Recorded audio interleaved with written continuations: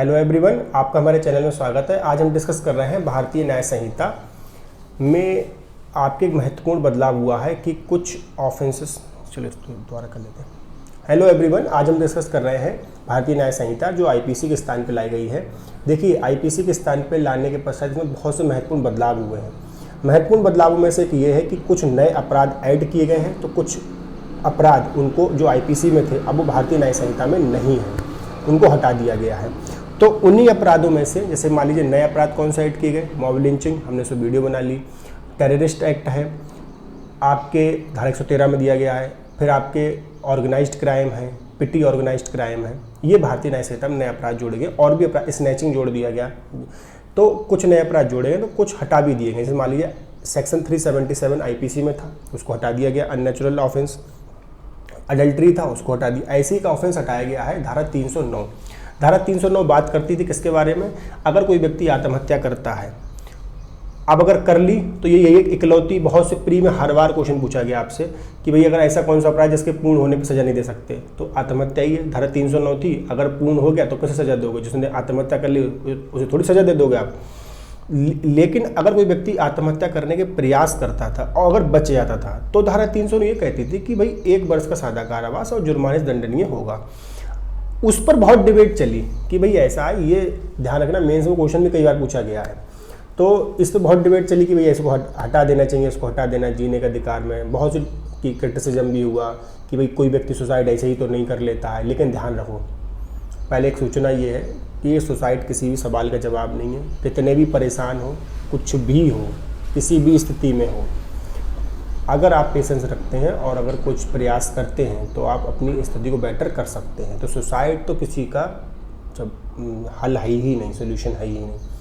तो अगर देखते हैं धारा 309, तो धारा 309 आईपीसी अब उसको हटा के बीएनएस में हटा दिया गया, लेकिन एक सेक्शन जोड़ा गया धारा 226। आज उस पर डिस्कस करेंगे, लेकिन 309 को थोड़ा डिस्कस कर लें ताकि ये बात को समझ जाए आप। इसका मतलब ये नहीं है कि अब आत्महत्या खुल के करो, मरोगे तो आप ही लो, यह ध्यान रखिएगा।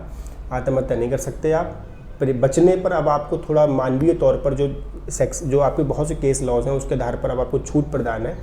कैसे, एक सीरीज है, उसको हम शॉर्ट में समझ लेते हैं। जैसे मान सबसे पहले आपके चेत्रा जगदीश्वर का केस आया था, आंध्र प्रदेश राज्य का, 1988 का केस है।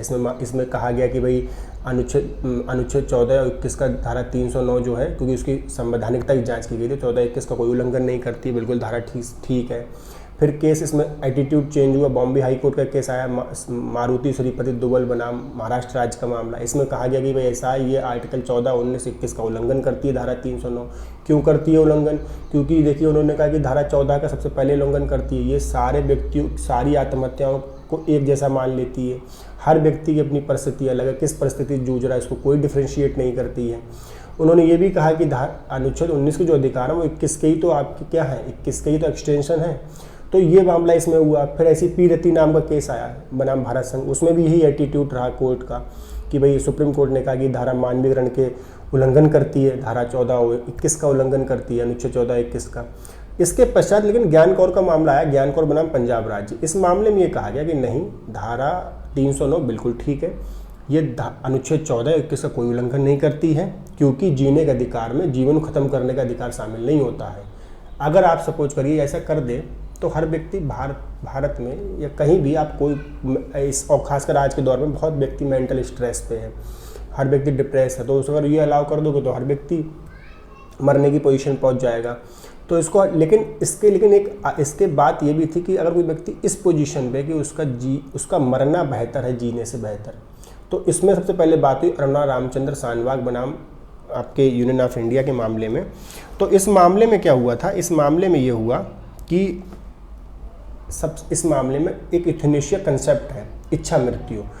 विदेशों में एक्टिव यूथेनेशिया लागू हो सकती है, कई होती है सॉरी, और भारत में पैसिव यूथेनेशिया को लागू किया गया है। इस मामले में क्या था, एक पेशेंट थे, मरीज बहुत करीब 30 ईयर प्लस वो बेड पे ही रहे, तो क्योंकि वो आपके कोमा में थे, कोई ज़्यादा बेहतर कोई स्थिति थी नहीं, तो ये मांगा गया कि भाई उनकी नर्स के ग्रुप के द्वारा मांगी, भाई इसको बहुत दर्द फील होता है, तो इससे अच्छी मतलब आप ये क्या करें, इनको मृत्यु ही दे दी जाए, इनका जीना ज़्यादा बुरा है, क्या नाम आपकी मृत्यु बेहतर होगी इनके लिए।